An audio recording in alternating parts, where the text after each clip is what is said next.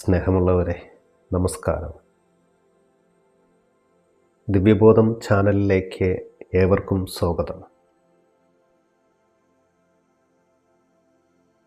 ഇന്നത്തെ വീഡിയോ അല്പം ദൈർഘ്യമുള്ളതാണ്. ഇന്ന് നമ്മൾ ചിന്തിക്കുന്നത് സ്വപ്നാവസ്ഥയെ മറികടക്കുന്നതിനുള്ള വിദ്യകളെക്കുറിച്ചാണ്.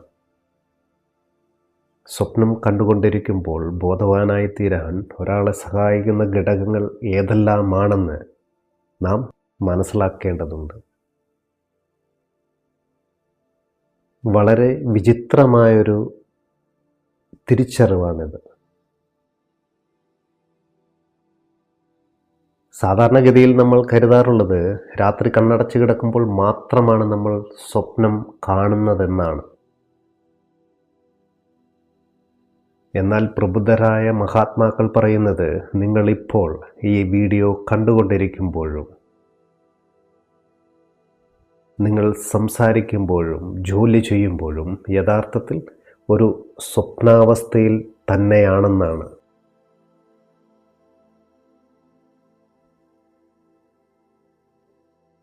ഇത് മനസ്സിലാക്കാൻ വേണ്ടി മനോഹരമായ ഒരു ഉദാഹരണം നോക്കാം നമുക്ക്.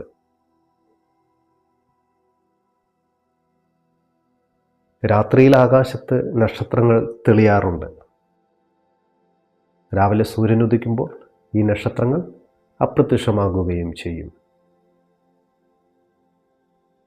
എന്നാൽ സൂര്യൻ ഉദിച്ചപ്പോൾ ഈ നക്ഷത്രങ്ങളെല്ലാം കൂടി എങ്ങോട്ടെങ്കിലും പോയതാണോ? ഒരിക്കലുമല്ല. അവ അവിടെ തന്നെയുണ്ട്. സൂര്യൻ്റെ അതിശക്തമായ വെളിച്ചം കാരണം അവ മറയ്ക്കപ്പെട്ടു എന്ന് മാത്രം. ഇതുതന്നെയാണ് നമ്മുടെ സ്വപ്നങ്ങളുടെ കാര്യവും. രാത്രിയിൽ ബാഹ്യലോകത്തെ പ്രവൃത്തികൾ ഇല്ലാതാകുമ്പോൾ സ്വപ്നങ്ങൾ തെളിഞ്ഞു കാണും. എന്നാൽ പകൽ സമയത്ത് ബാഹ്യലോകത്തെ വെളിച്ചവും തിരക്കുകളും കാരണം അവ അമർത്തിവെക്കപ്പെടുകയാണ്. നിങ്ങൾ പകൽ സമയത്ത് ഒരു നിമിഷം ശാന്തമായി കണ്ണടച്ചിരുന്നാൽ ആ പഴയ സ്വപ്ന ചിന്തകൾ ഇപ്പോഴും ഉള്ളിൽ ഒഴുകുന്നതായി നിങ്ങൾക്ക് കാണാൻ കഴിയും.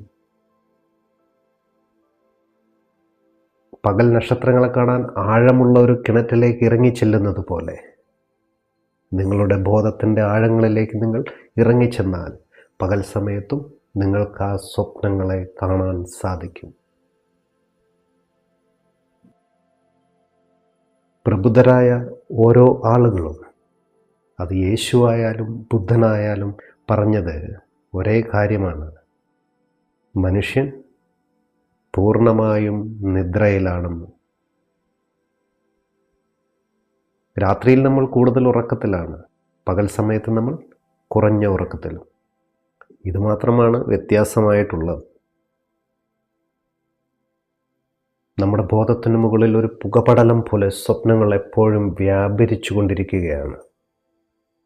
നമ്മൾ ആരാണെന്നോ നമ്മുടെ യഥാർത്ഥ സത്ത എന്താണെന്നോ നമ്മൾ അറിയുന്നില്ല. ഈ ബാഹ്യലോകത്തെ വസ്തുക്കളുമായി നമ്മൾ അത്രയധികം താതാത്മ്യപ്പെട്ടിരിക്കുകയാണ്. ഒരു സിനിമ കണ്ടുകൊണ്ടിരിക്കുമ്പോൾ സ്ക്രീനിലെ ദൃശ്യങ്ങളിൽ നമ്മൾ അലിഞ്ഞു പോകുന്നതൊന്ന് സങ്കല്പിച്ചാൽ നമ്മൾ നമ്മളുടെ പേരും നിലയും മറന്ന് ആ ദൃശ്യങ്ങൾക്കൊപ്പം കരയുകയും ചിരിക്കുകയും ചെയ്യും.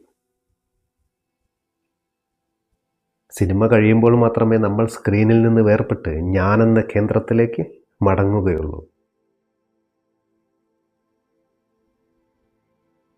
നമ്മുടെ ജീവിതവും ജന്മാന്തരങ്ങളായി തുടരുന്ന ഒരു സിനിമ തന്നെയാണ്. സ്വപ്നരഹിതമായ ബോധമെന്ന ശുദ്ധി കൈവരിക്കുമ്പോഴാണ് ഒരാൾ യഥാർത്ഥത്തിൽ ഉണരുന്നത്. കണ്ണാടിയിൽ അനേകം ചിത്രങ്ങൾ തെളിയുന്നുണ്ട്, പക്ഷെ കണ്ണാടി ആ ചിത്രങ്ങളല്ല. കണ്ണാടി പൂർണ്ണമായും ശുദ്ധമാണ്. നമ്മുടെ മനസ്സാകുന്ന കണ്ണാടിയിൽ ലോകമാകുന്ന സ്വപ്നങ്ങൾ നിറഞ്ഞിരിക്കുകയാണ്. ആ ചിത്രങ്ങളിൽ കുടുങ്ങിപ്പോകാതെ കണ്ണാടിയെ അഥവാ ബോധത്തെ കാണുക എന്നതാണ് പ്രബുദ്ധത കൊണ്ട് അർത്ഥമാക്കുന്നത്. സുഹൃത്തുക്കളെ, നമുക്കിപ്പോൾ ഇതൊന്ന് പരീക്ഷിച്ചു നോക്കാം.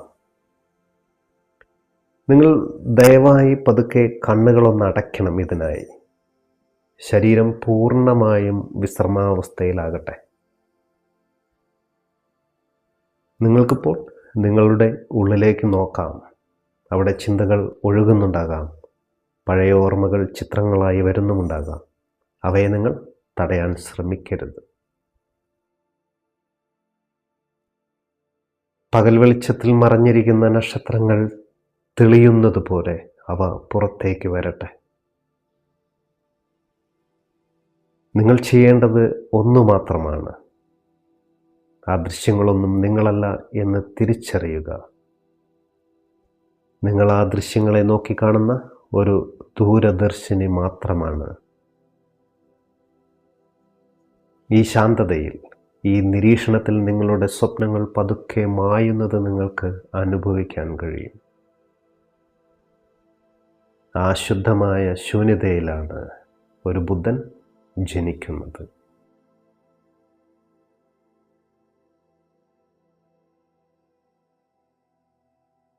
പ്രിയമുള്ളവരെ, നമ്മളിപ്പോൾ മനസ്സിലാക്കിയത് നമ്മളെല്ലാം ഒരുതരം ഉറക്കത്തിലാണെന്ന യാഥാർത്ഥ്യമാണ്. ഇപ്പോൾ നമ്മൾ ആ ഉറക്കം എത്രത്തോളം ആഴമുള്ളതാണെന്നും സ്വപ്നവും യാഥാർത്ഥ്യവും തമ്മിലുള്ള ആ നേർത്ത നൂൽപ്പാലം എവിടെയാണെന്നും ഒന്ന് പരിശോധിക്കാം നമുക്ക്.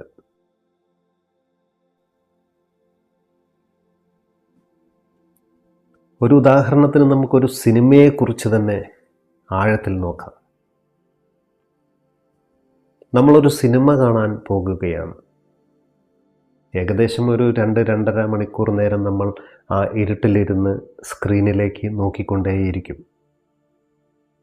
അവിടെ മനോഹരമായ മലനിരകൾ, യുദ്ധങ്ങൾ, പ്രണയം, പാട്ട്, മരണങ്ങൾ, അങ്ങനെയെല്ലാം നമ്മൾ കാണും. ചിലപ്പോൾ നമ്മൾ കരയും, ചിലപ്പോൾ നമ്മൾ ഭയപ്പെടും. യഥാർത്ഥത്തിൽ അവിടെ എന്താണുള്ളത്? വെറും വെളിച്ചത്തിൻ്റെയും നിഴലിൻ്റെയും ഒരു കളി മാത്രമല്ലേ? വൈദ്യുതി ഉപയോഗിച്ച് സൃഷ്ടിക്കുന്ന വെറും ദൃശ്യങ്ങൾ മാത്രം. ആ സ്ക്രീനിന് പിന്നിൽ ഒന്നും തന്നെയില്ല. പക്ഷേ ആ 2-2.5 മണിക്കൂർ നമ്മൾ അത് മറന്നുപോയി. നമ്മുടെ ജീവിതം, നമ്മുടെ വീട്, നമ്മുടെ പേര്, അങ്ങനെ എല്ലാം നമ്മൾ മറന്നുപോയി. ആ സിനിമയിലെ കഥാപാത്രമായി മാറി. ഓഷോ പറയുന്നത് നമ്മുടെ ജീവിതവും ഇതുപോലെ വലിയൊരു സിനിമയാണെന്നാണ്.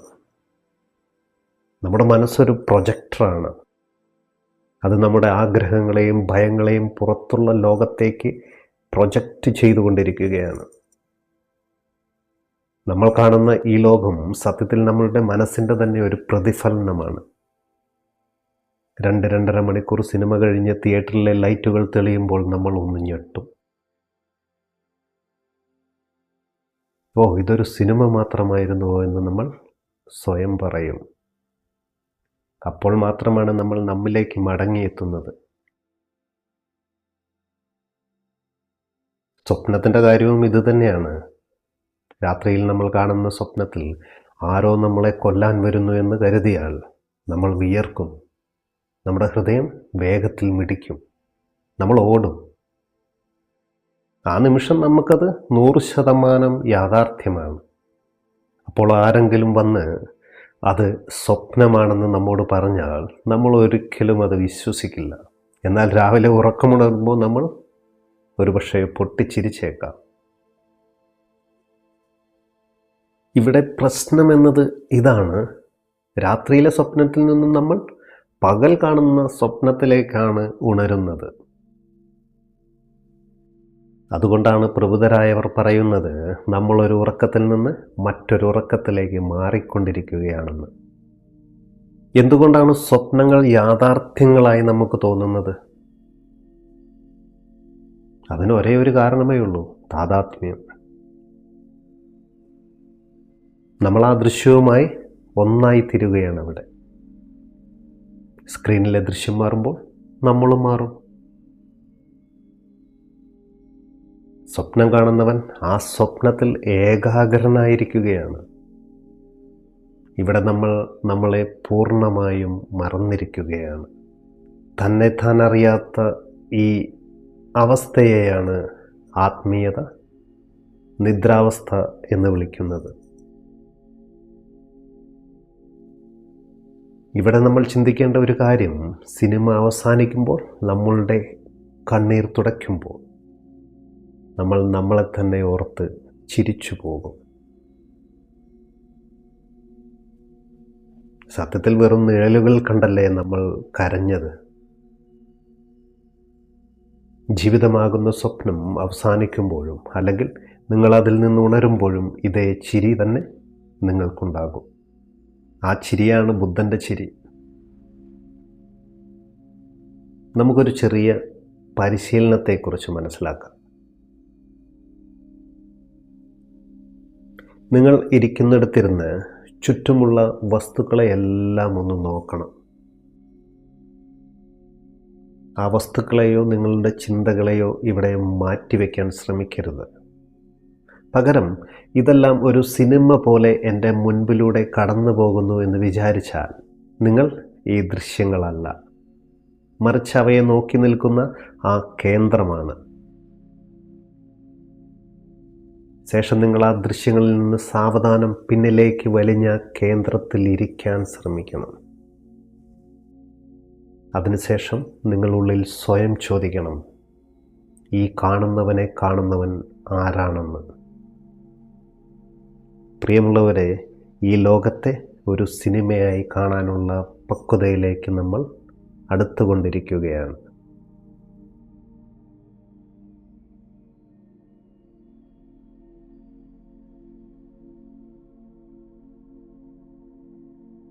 പലരും ചിന്തിക്കുന്നുണ്ടാകും, ഒരുപക്ഷെ ചിലർ ചോദിക്കാൻ ആഗ്രഹിക്കുന്നുണ്ടാവും, നമ്മളിലൊക്കെ സാക്ഷാത്കാരം ഈ നിമിഷം തന്നെ സാധ്യമാണെങ്കിൽ എന്തിനാണ് വർഷങ്ങളോളം ധ്യാനിക്കുന്നതെന്ന്? എന്തിനാണ് ഈ പടിപടിയായുള്ള പരിശീലനങ്ങളെന്ന്? ഇതിന് ഓഷോ നൽകുന്ന മറുപടി വളരെ ലളിതമാണ്. സത്യം നേരിടാനുള്ള ത്രാണി നമുക്കില്ല എന്നത് തന്നെയാണ് കാരണം. നമ്മളെല്ലാവരും ഒരു ഗ്രീൻ ഹൗസിലെ ചെറിയൊരു ചെടിയെ പോലെയാണ്.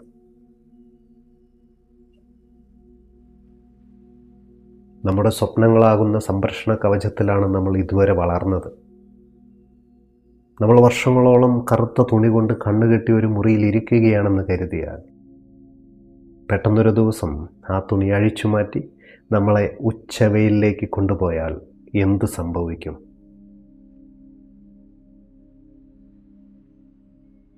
ആ വെളിച്ചം നമ്മെ അന്ധരാക്കി മാറ്റും.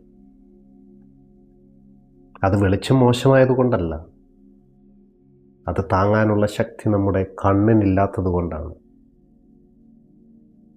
സാക്ഷാത്കാരവും ഇതുപോലെ തന്നെയാണ്. ജന്മജന്മാന്തരങ്ങളായി സ്വപ്നങ്ങളിൽ ജീവിച്ച ഒരാളുടെ മുമ്പിൽ നിന്ന് പെട്ടെന്ന് എല്ലാ സ്വപ്നങ്ങളും അപ്രത്യക്ഷമായാൽ അയാൾ ആ ഞെട്ടലിൽ ഒരുപക്ഷെ മരിച്ചു പോയേക്കാം.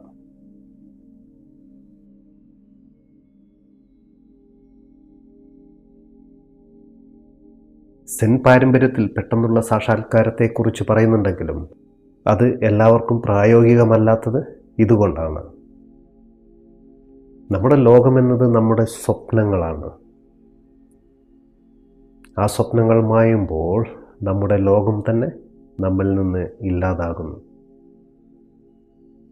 ആ ശൂന്യതയെ നേരിടാൻ പടിപടിയായുള്ള തയ്യാറെടുപ്പ് നമുക്ക് അത്യാവശ്യമാണ്. പ്രിയമുള്ളവരെ, നമ്മളൊരു രോഗിയെ പോലെയാണ്. നടക്കാൻ ഊന്നുവടികൾ വേണം.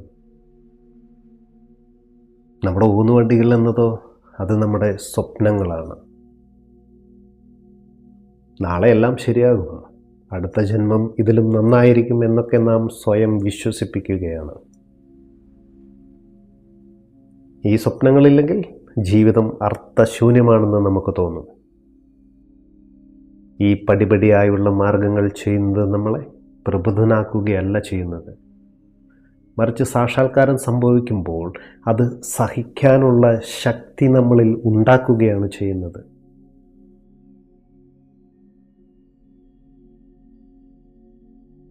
ഒരു അത്ലറ്റ് പടിപടിയായി വ്യായാമം ചെയ്ത് തൻ്റെ ശരീരം പാകപ്പെടുത്തുന്നത് പോലെ ധ്യാനത്തിലൂടെ നാം നമ്മുടെ ബോധത്തെ പാകപ്പെടുത്തുകയാണ്.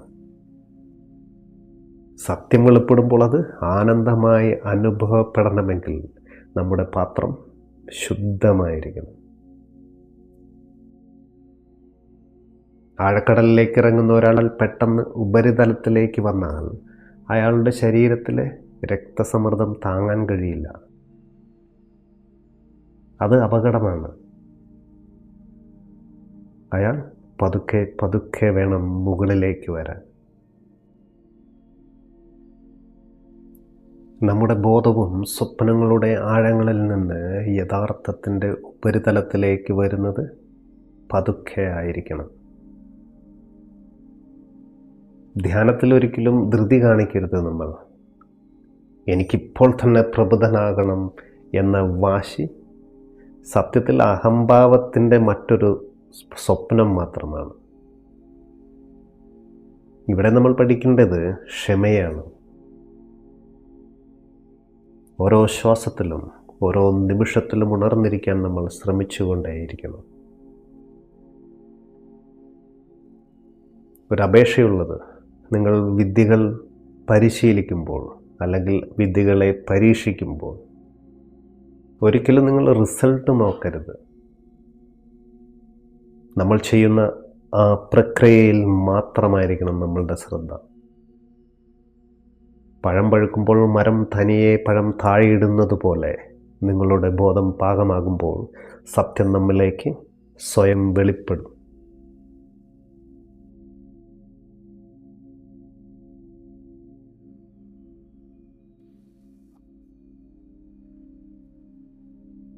നമ്മളിപ്പോൾ പറഞ്ഞു നിർത്തിയത് നമ്മുടെ പടിപടിയായുള്ള തയ്യാറെടുപ്പിനെ കുറിച്ചാണ്. നമ്മുടെ ശങ്കരാചാര്യർ ഈ ലോകത്തിന് നൽകിയ ഏറ്റവും വലിയ ഉപായത്തെക്കുറിച്ച് നമുക്കൊന്ന് ചിന്തിക്കാം.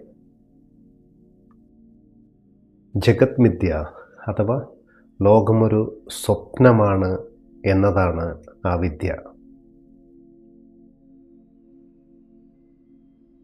ഇതൊരു തത്വചിന്തയല്ല, മറിച്ച് നമ്മുടെ ബോധത്തെ ഉണർത്താനുള്ള ഒരു ഊന്നുവടിയാണ്. സത്യത്തിൽ എന്താണ് മായ എന്ന ഈ ഉപായം? പലരും തെറ്റിദ്ധരിച്ചിരിക്കുന്നത് ശങ്കരാചാര്യർ ലോകമില്ല എന്ന് പറഞ്ഞു എന്നാണ്. സത്യത്തിൽ അങ്ങനെയല്ല. അദ്ദേഹം പറഞ്ഞത് ലോകമൊരു സ്വപ്നം പോലെയാണ് എന്നാണ്. രാത്രിയിലെ സ്വപ്നവും പകൽ കാണുന്ന യാഥാർത്ഥ്യവും തമ്മിലുള്ള ഒരേ ഒരു വ്യത്യാസം സമയത്തിൻ്റേത് മാത്രമാണ്.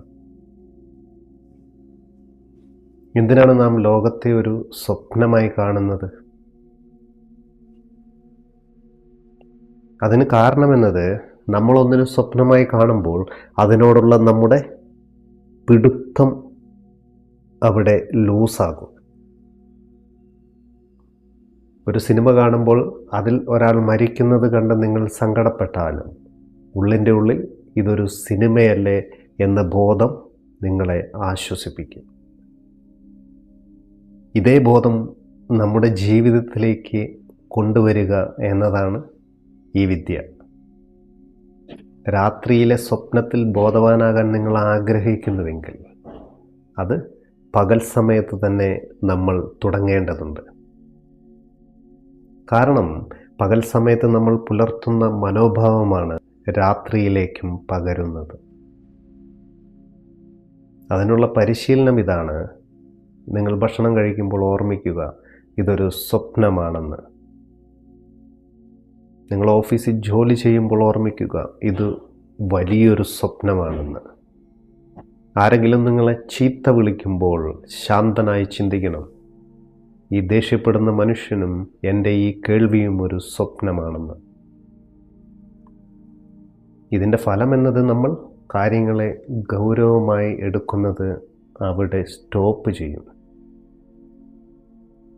ജീവിതം ഒരു ഭാരമല്ലാതാകും. നിങ്ങളൊരു കളിക്കാരൻ മാത്രമായി മാറും. മായയുടെ അർത്ഥം മനസ്സിലാക്കാൻ നമുക്കൊരു ഉദാഹരണത്തെ നോക്കാം.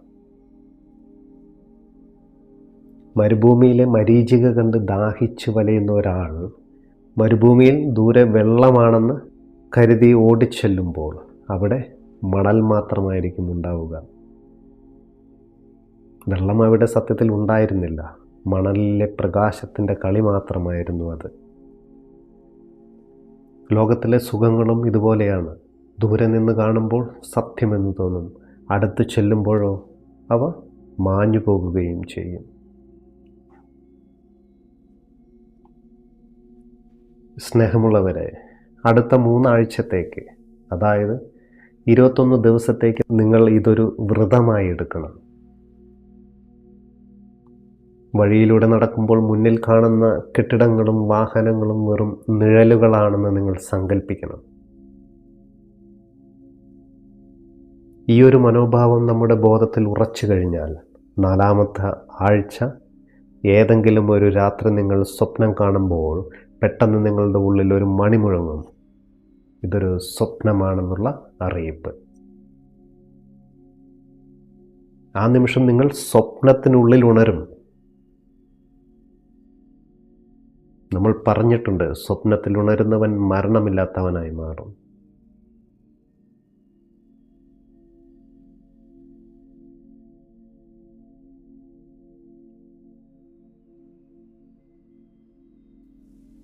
ഇപ്പോൾ നമ്മൾ മനസ്സിലാക്കിയത് ലോകത്തെ ഒരു സ്വപ്നമായി കാണുന്ന രീതിയാണ്.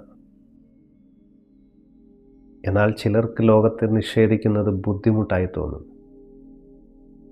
അവർക്കായി ശിവനും പിന്നീട് ഗുർജീഫും മുന്നോട്ട് വെച്ച 2ാമത്തെ വിദ്യയാണ് ഞാനുണ്ട് എന്ന വിദ്യ.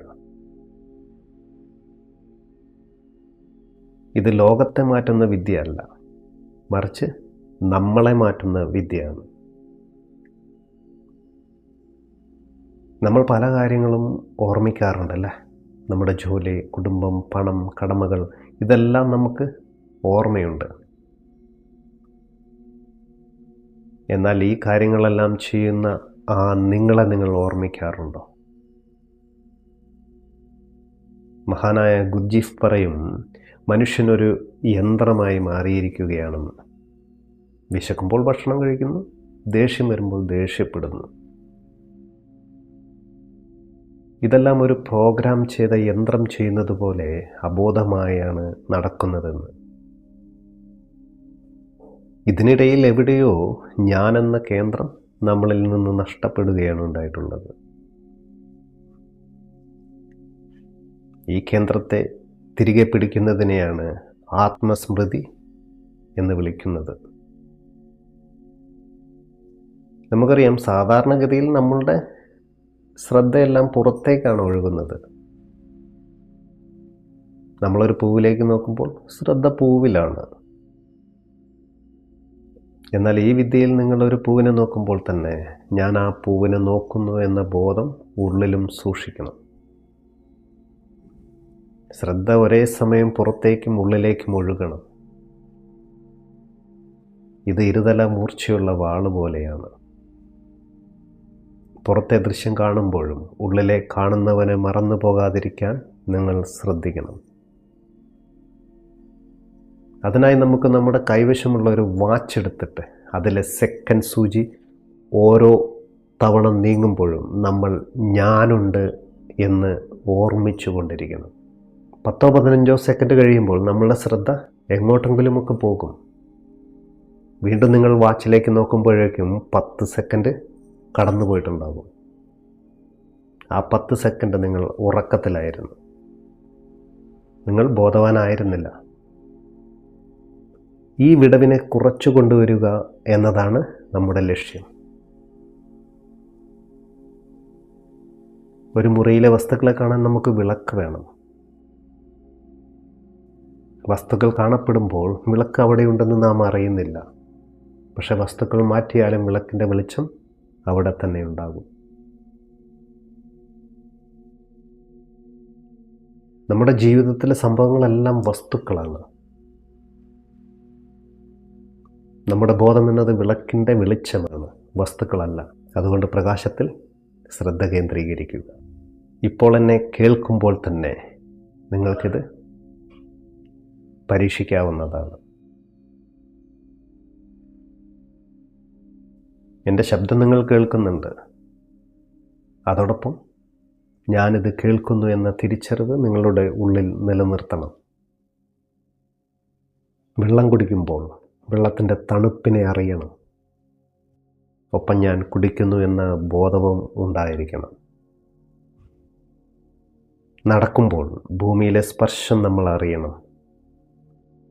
ഒപ്പം ഞാൻ നടക്കുന്നു എന്ന് ഓർമ്മിക്കുകയും വേണം. പ്രിയമുള്ളവരെ, ഒന്നോർക്കുക, ഇത് ഞാനുണ്ടെന്ന മന്ത്രം ജപിക്കലല്ല, മറിച്ച് ആ അനുഭവം ഉള്ളിൽ തൊട്ടറിയലാണ്.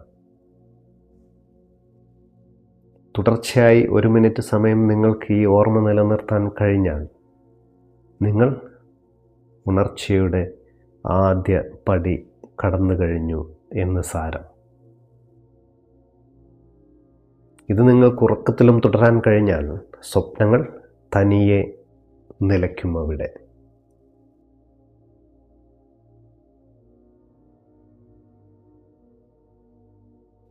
പലരും ചോദിക്കാറുണ്ട്, ഞാൻ ദിവസവും 1000 തവണ ദൈവനാമം ജപിക്കാറുണ്ട്, എന്നിട്ടും എന്തുകൊണ്ടാണ് എൻ്റെ ഉള്ളിലൊരു വെളിച്ചം വരാത്തതെന്ന്. പ്രിയമുള്ളവരെ, ഇവിടെയാണ് നാം ധ്യാനവും മയക്കവും തമ്മിലുള്ള വ്യത്യാസം തിരിച്ചറിയേണ്ടത്.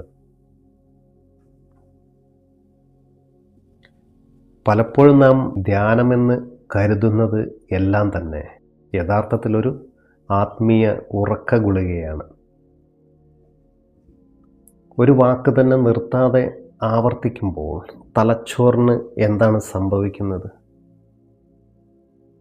സത്യത്തിൽ തലച്ചോറ് ആവർത്തനങ്ങളെ വെറുക്കുകയാണ് ചെയ്യുന്നത്. ഒരേ ശബ്ദം വീണ്ടും വീണ്ടും കേൾക്കുമ്പോൾ മസ്തിഷ്കം ആ സിഗ്നലിനെ അവഗണിക്കാൻ തുടങ്ങും. ഇത് നിങ്ങളെ ഒരുതരം മയക്കത്തിലേക്ക് കൊണ്ടുപോകും. പടിഞ്ഞാറൻ നാടുകളിൽ മഹേഷ് യോഗിയെ പോലുള്ളവരുടെ അതീന്ദ്രിയ ധ്യാനമുറകൾ ഇത്രയും പ്രചാരം നേടാൻ കാരണം മറ്റൊന്നുമല്ല, അതൊരു മികച്ച ഉറക്ക ഗുളികയാണ് എന്ന് ഓഷോ പറയുന്നുണ്ട്.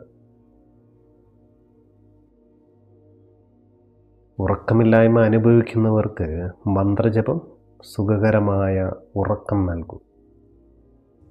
അത് നല്ലതാണ്, പക്ഷേ അതിനെ ബോധോദയമെന്ന് വിളിക്കരുത്. ഉറക്കം അബോധത്തിലേക്കുള്ള യാത്രയാണ്. ധ്യാനമെന്നത് പരമമായ ബോധത്തിലേക്കുള്ള യാത്രയാണ്. എന്തുകൊണ്ടായിരിക്കും ആവർത്തനങ്ങൾ നമ്മൾ ഉറക്കം നൽകുന്നത്? ഇതിന് പിന്നിലൊരു ജൈവിക കാരണമുണ്ട്. 9 മാസം അമ്മയുടെ ഗർഭപാത്രത്തിലിരിക്കുമ്പോൾ കുഞ്ഞ് കേൾക്കുന്ന ഏക ശബ്ദമെന്നത് അമ്മയുടെ ഹൃദയമിടിപ്പാണ്. ടിക് ടോക്ക് ടിക് ടോക്ക് എന്ന ആ വിരസമായ താളം. ഈ വിരസമായ താളം കുഞ്ഞിന് സുരക്ഷിതത്വവും ഗാഠനിദ്രയും നൽകുന്നു. മുതിർന്നവരാകുമ്പോഴും നാം ഒരു മന്ത്രം താളത്തിൽ ജപിക്കുമ്പോൾ അബോധ മനസ്സ് നമ്മെ ഗർഭപാത്രത്തിലെ ആ പഴയ നിശബ്ദതയിലേക്ക് കൊണ്ടുപോകും. നിങ്ങൾ സമാധാനം അനുഭവിക്കുന്നു എന്ന് കരുതുന്നു, പക്ഷേ സത്യത്തിൽ നിങ്ങൾ മയങ്ങുകയാണ്. ബോധവാനാകുക എന്നാൽ കൂടുതൽ ഉണരുക എന്നതാണ്, മറിച്ച് കൂടുതൽ ഉറങ്ങുക എന്നതല്ല. ഉറക്കം വരാത്തവരോട് മനഃശാസ്ത്രജ്ഞർ പറയാറുണ്ട്, ഒരു ഘടികാരത്തിൻ്റെ സെക്കൻഡ് സൂചിയിലേക്ക് നോക്കി അതിൻ്റെ ശബ്ദത്തെ ശ്രവിക്കുക എന്ന്. ആ വിരസമായ ശബ്ദം നിങ്ങളെ വേഗത്തിൽ ഉറക്കും. മന്ത്രങ്ങളും പലപ്പോഴും ഈ ഘടികാര ശബ്ദം പോലെയാണ് പ്രവർത്തിക്കുന്നത്. നിങ്ങളൊരു മന്ത്രം ജപിക്കുമ്പോൾ ആ വാക്കിൻ്റെ അർത്ഥത്തിലോ താളത്തിലോ അല്ല ശ്രദ്ധിക്കേണ്ടത്. പകരം ആ മന്ത്രം ജപിച്ചുകൊണ്ടിരിക്കുന്ന നിങ്ങളിലായിരിക്കണം ശ്രദ്ധ പൂർണ്ണമായും വേണ്ടത്. മന്ത്രം ഒരു പശ്ചാത്തല സംഗീതം പോലെ ആകട്ടെ, നിങ്ങൾ ആ സംഗീതം ആസ്വദിക്കുന്ന ബോധമായി മാറട്ടെ. മന്ത്രജപം പൂർണ്ണമായി ഉപേക്ഷിക്കണമെന്നല്ല ഇതിനർത്ഥം. നമ്മുടെ ആവശ്യം എന്നത് എങ്ങനെ മന്ത്രത്തെ ധ്യാനമാക്കി മാറ്റാമെന്നാണ്. പ്രിയമുള്ളവരെ, ജപിക്കുമ്പോൾ നമ്മൾ ജാഗ്രത പുലർത്തേണ്ടതുണ്ട്. നമ്മൾ രാമരാമ അല്ലെങ്കിൽ ഓം എന്ന് ജപിക്കുകയാണെങ്കിൽ ആ ശബ്ദം നിങ്ങളുടെ ഉള്ളിൽ പ്രകമ്പനം കൊള്ളുന്നത് ശ്രദ്ധിക്കണം. നിങ്ങൾ ആ ശബ്ദത്തിന് സാക്ഷിയാകുക. ഞാൻ ഈ മന്ത്രം ജപിക്കുന്നു എന്ന ആത്മസ്മൃതി ഇവിടെ വേണം. നിങ്ങൾ മന്ത്രമായി മാറാതെ മന്ത്രം കേൾക്കുന്നവനായി മാറണം. ആ ഉണർച്ചയാണ് വിജ്ഞാൻ ഭൈരവ് തന്ത്രം ലക്ഷ്യം വയ്ക്കുന്നത്. നിങ്ങൾ ഉറങ്ങുകയല്ല, മറിച്ച് ഉറക്കത്തെ പോലും സാക്ഷിയായി നിൽക്കാൻ പഠിക്കുകയാണിവിടെ.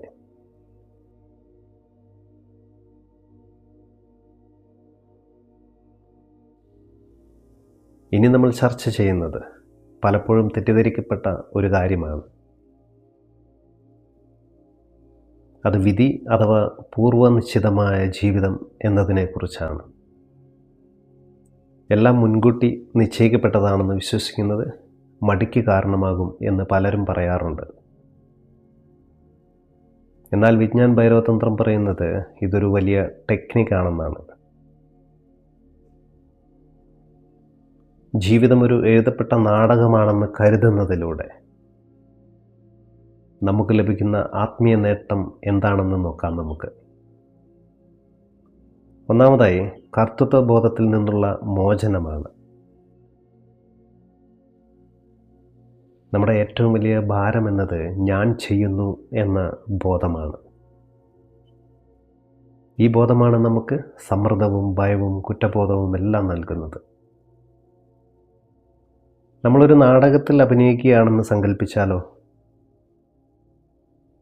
നമ്മൾ അഭിനയിക്കുന്നത് ഭിക്ഷക്കാരൻ്റെ വേഷമാണെങ്കിൽ പോലും ആ വേഷം മോശമായതിൽ നമുക്ക് യാതൊരുവിധ വിഷമവും ഉണ്ടാകില്ല. കാരണമെന്നത് ആ വേഷം നമ്മൾ എഴുതിയതല്ല, ആ സ്ക്രിപ്റ്റ് നമ്മുടെ തീരുമാനവുമല്ല. നമ്മളത് മനോഹരമായി അഭിനയിക്കുന്നു എന്ന് മാത്രം.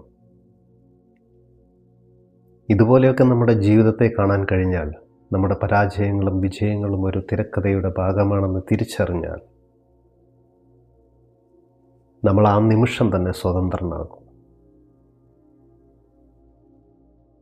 അപ്പോൾ നമ്മളൊരു കർത്താവല്ല, മറിച്ച് ഒരു അഭിനേതാവ് മാത്രമാണ്. രണ്ടാമത്തേതായി, വിധി എന്നതൊരു സിദ്ധാന്തമല്ല, ഒരു ഔഷധമാണ്.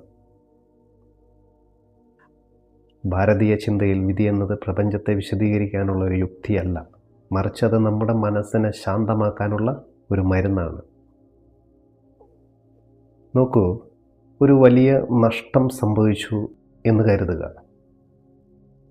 ഇത് നടക്കേണ്ടതായിരുന്നു എന്ന് വിശ്വസിക്കുമ്പോൾ നമ്മുടെ സങ്കടം പകുതിയായി കുറയുന്നത് നിങ്ങൾ എപ്പോഴെങ്കിലും ശ്രദ്ധിച്ചിട്ടുണ്ടോ? ഒരു വലിയ വിജയം കിട്ടുമ്പോൾ ഇത് നേരത്തെ നിശ്ചയിക്കപ്പെട്ടതാണെന്ന് കരുതുമ്പോൾ നിങ്ങളുടെ അഹങ്കാരം അവിടെ ഇല്ലാതാകും. എല്ലാം നിശ്ചയിക്കപ്പെട്ടതാണെന്ന് ഉറച്ചു വിശ്വസിക്കുന്ന ഒരാൾക്ക് ജീവിതം ഒരു സ്വപ്നമായി അനുഭവപ്പെടും. കാരണം അയാളുടെ നിയന്ത്രണത്തിൽ ഒന്നുമില്ലാത്തപ്പോൾ അയാൾക്കൊരു സാക്ഷിയായി ഇരിക്കാനേ കഴിയൂ. ഒരു നാടകത്തിൽ രാമനായി അഭിനയിക്കുന്ന ആൾക്കും രാവണനായി അഭിനയിക്കുന്ന ആൾക്കും ഉള്ളിൽ അറിയാം തങ്ങൾ തമ്മിൽ യാതൊരുവിധ ശത്രുതയുമില്ലെന്ന്. സ്റ്റേജിന് പുറകിലവർ സുഹൃത്തുക്കളാണ്. ജീവിതത്തിലെ ശത്രുക്കളെയും മിത്രങ്ങളെയും ഇതേ രീതിയിൽ കാണുവാൻ നമ്മൾ പഠിച്ചാൽ നമ്മുടെ പങ്കാളിയും മക്കളും ശത്രുക്കളും മിത്രങ്ങളും ഒരേ സ്ക്രിപ്റ്റിലെ വ്യത്യസ്ത കഥാപാത്രങ്ങൾ മാത്രമായി മാറും. സിനിമയിലൊരു വില്ലൻ തോൽക്കുമ്പോൾ അയാൾ സങ്കടപ്പെടുന്നുണ്ടോ? ഒരിക്കലുമില്ല. കാരണം അത് കഥയുടെ ഭാഗമാണ്. നിങ്ങളുടെ ജീവിതത്തിലെ പരാജയങ്ങളെ സ്ക്രിപ്റ്റിലെ ഒരു ട്വിസ്റ്റായിട്ട് കാണണം. അപ്പോൾ നിങ്ങൾക്ക് പരാജയപ്പെട്ടാലും പുഞ്ചിരിക്കാൻ കഴിയും. നമുക്കൊരു പരീക്ഷണം നടത്താം. ഇന്നു മുതൽ നിങ്ങൾ ചെയ്യുന്ന ഓരോ കാര്യവും, അത് ഓഫീസിലെ ജോലിയാകട്ടെ, കുടുംബത്തോടൊപ്പമുള്ള സംഭാഷണമാകട്ടെ, ഇതെല്ലാം മുൻകൂട്ടി എഴുതപ്പെട്ട ഒരു നാടകമാണെന്ന് നിങ്ങൾ സങ്കല്പിച്ചാൽ, ആരെങ്കിലും നിങ്ങളെ വഴക്ക് പറഞ്ഞാൽ വിചാരിക്കുക ഇത് സ്ക്രിപ്റ്റിലുണ്ട്, അയാൾക്കത് പറഞ്ഞേ പറ്റൂ എന്ന്. നിങ്ങൾക്ക് തിരിച്ചൊന്ന് പറയണമെന്നുണ്ടെങ്കിൽ വിചാരിക്കുക ഇതും സ്ക്രിപ്റ്റിൻ്റെ ഭാഗമാണ്. ഈ രീതിയിൽ ചിന്തിക്കുമ്പോൾ നിങ്ങൾ ആ പ്രവർത്തനത്തിൽ നിന്ന് വിട്ടുനിൽക്കുന്ന ഒരു സാക്ഷിയായി മാറും. ഈ മാനസിക അകലമാണ് യഥാർത്ഥ ധ്യാനം. നിങ്ങൾ പ്രപഞ്ചത്തോടൊപ്പം ഒഴുകാൻ തുടങ്ങും.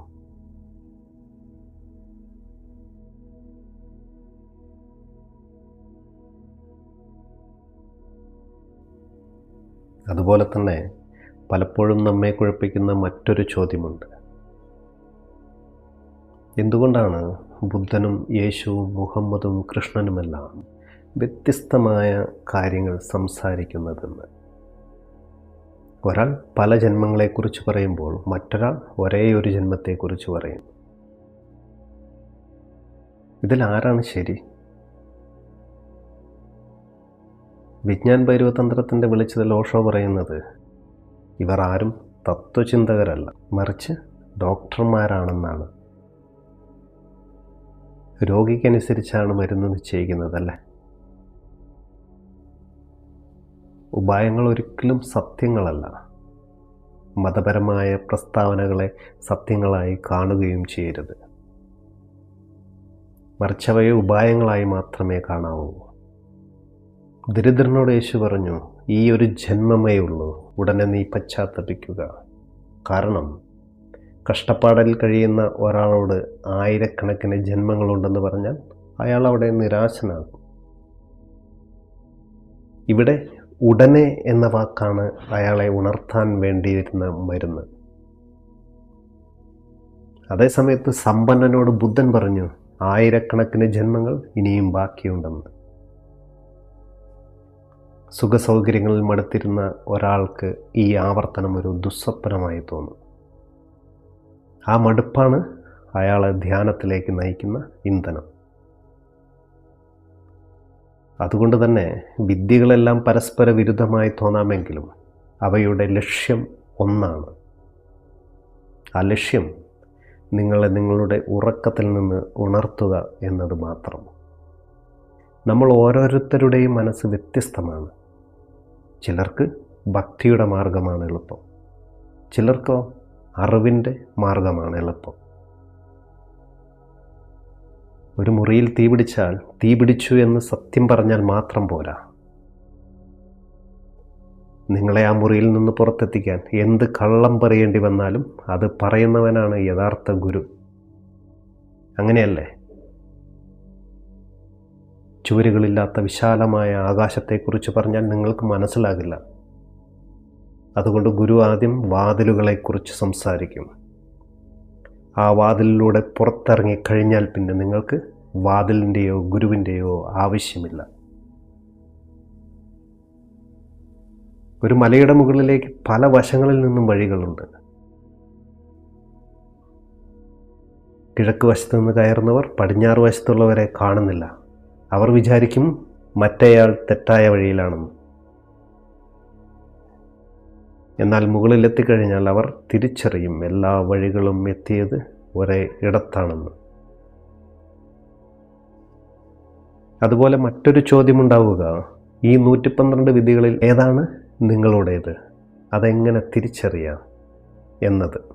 നമ്മൾ മനസ്സിലാക്കുന്ന ഏതെങ്കിലും ഒരു വിദ്യ പരീക്ഷിക്കുമ്പോൾ നമ്മുടെ ഉള്ളിലൊരു സ്പാർക്ക് ഉണ്ടാകുന്നുണ്ടോ എന്ന് നോക്കണം. അത് ചെയ്യുമ്പോൾ നമുക്ക് കൂടുതൽ ഉണർച്ചയും ആനന്ദവും അനുഭവപ്പെടുന്നുണ്ടെങ്കിൽ അത് നിങ്ങൾക്കുള്ളതാണ്. മറ്റൊരാളുടെ വഴി മനോഹരമാണെന്ന് കരുതി അതൊരിക്കലും പിന്തുടരരുത്. മറിച്ച് നമ്മുടെ സ്വഭാവത്തിന് അനുയോജ്യമായ വിദ്യ തിരഞ്ഞെടുക്കുമ്പോഴാണ് നമ്മുടെ യാത്ര എളുപ്പമാകുകയുള്ളൂ.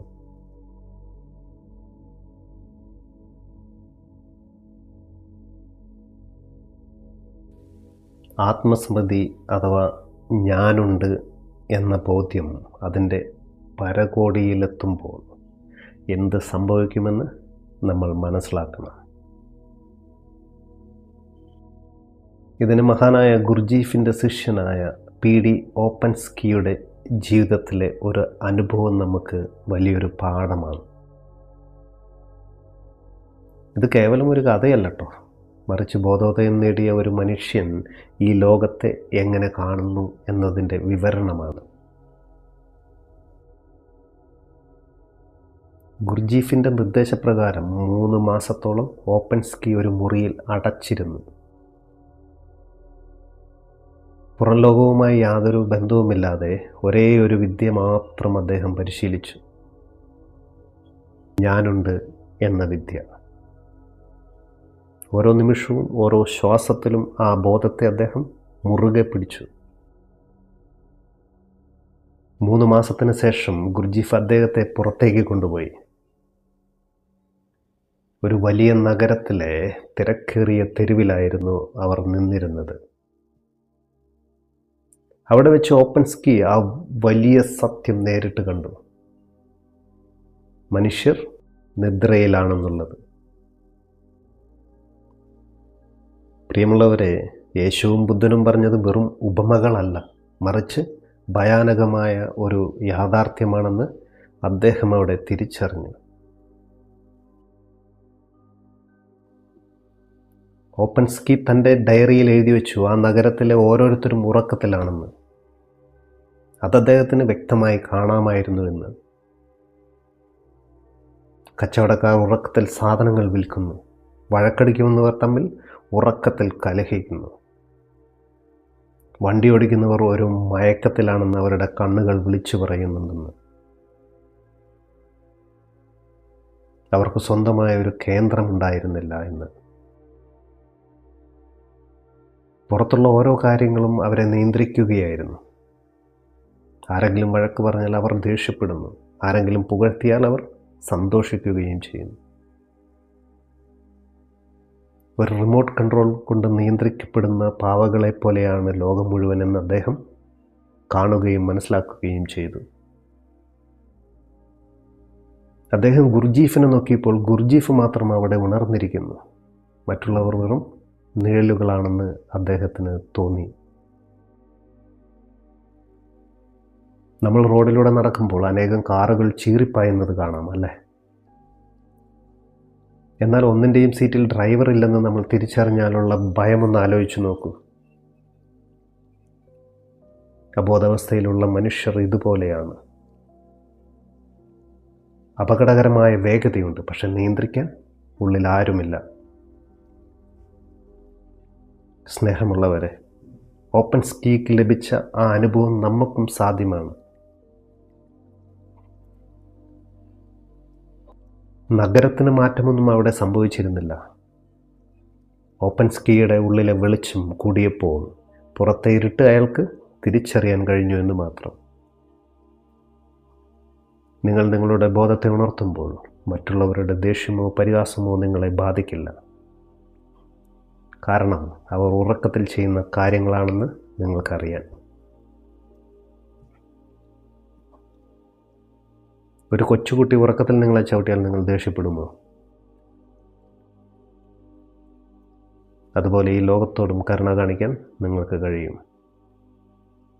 ഉണർന്നിരിക്കുന്ന ഒരാൾക്ക് മാത്രമേ ഉത്തരവാദിത്തം എന്ന വാക്കിൻ്റെ അർത്ഥമറിയൂ. കാരണം അയാൾ തൻ്റെ കേന്ദ്രത്തിൽ ഉറച്ചു നിൽക്കുന്നത് കൊണ്ട് തന്നെ.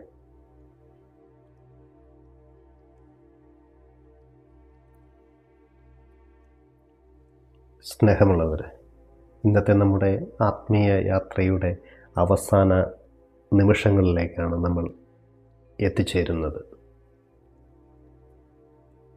സ്വപ്നങ്ങളുടെ ഇരുട്ടിൽ നിന്ന് ബോധത്തിൻ്റെ വെളിച്ചത്തിലേക്കുള്ള യാത്രയുടെ പരിസമാപ്തിയാണിത്. ചില കാര്യങ്ങൾ കൂടി സൂചിപ്പിച്ചുകൊണ്ട് നമുക്ക് ഈ വീഡിയോ അവസാനിപ്പിക്കാം.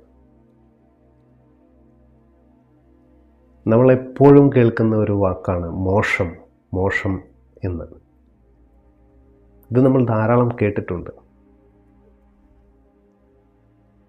പലരും അതിനു വേണ്ടിയാണ് അന്വേഷിക്കുന്നത്. ശരി, എന്താണ് ഈ മോശമെന്നത് മരണശേഷം ലഭിക്കുന്ന ഒന്നല്ലട്ടോ. മറിച്ച് ഈ നിമിഷം നമ്മൾ കാണുന്ന സ്വപ്നങ്ങൾ അവസാനിക്കുന്നതാണ് മോശം. സ്വപ്നങ്ങളുടെ അന്ത്യമെന്നാൽ ഒരിക്കലും ജീവിതത്തിൻ്റെ അന്ത്യമല്ല, മറിച്ച് ജീവിതത്തെക്കുറിച്ചുള്ള നമ്മുടെ തെറ്റിദ്ധാരണകളുടെ അന്ത്യമാണ്. നമ്മിലെ അഹംഭാവത്തിൻ്റെ മരണം സംഭവിക്കുമ്പോൾ നമ്മൾ പ്രപഞ്ചത്തോളം വലുതാകുകയാണ്. ഒരു കുമിള പൊട്ടുമ്പോൾ അതിനുള്ളിലെ കാറ്റ് ആകാശമായി മാറുന്നത് പോലെ നമ്മുടെ ഉള്ളിലെ ബോധം പ്രപഞ്ചബോധവുമായി ഒന്നായിത്തീരുകയാണ്. അവിടെ ഭയമില്ല, മരണമില്ല, ദുഃഖമില്ല, അനന്തമായ ആനന്ദം മാത്രമേ ഉള്ളൂ. ഉണർവ് സംഭവിച്ചവനെ സംബന്ധിച്ചിടത്തോളം ലോകം പഴയത് തന്നെയാണ്. പക്ഷേ അയാൾക്കെല്ലാം പുതിയതായി അനുഭവപ്പെടുകയാണ് ഇവിടെ. അബോധാവസ്ഥയിലുള്ളവൻ ഒരു തടവുകാരനെ പോലെയാണ് ഇവിടെ.